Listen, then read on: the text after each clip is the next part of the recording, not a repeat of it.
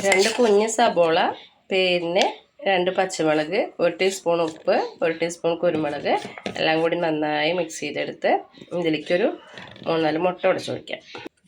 നന്നായിട്ടൊന്ന് മിക്സ് ചെയ്തെടുക്കാം. വെളിച്ചെണ്ണ വെച്ചെടുക്കാം. ബ്രെഡ് കോഴിമുട്ടയിൽ ഇങ്ങനെ നോക്കി കൊടുത്തിട്ട് വെച്ചു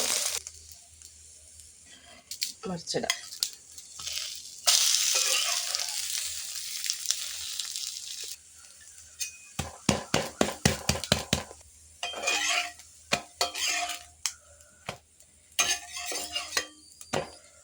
അപ്പം നമ്മുടെ ബ്രെഡ് പൊരിച്ചത് റെഡി ആയിട്ടുണ്ട്.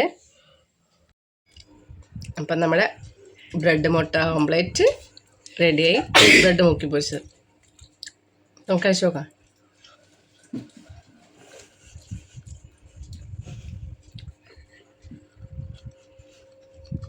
കുരുമുളകിൻ്റെ ഒരു കൊണ്ട് കേട്ടോ. വീഡിയോ ഇഷ്ടപ്പെട്ടാൽ ലൈക്ക് ചെയ്യുക, ഷെയർ ചെയ്യുക, സബ്സ്ക്രൈബ് ചെയ്യുക.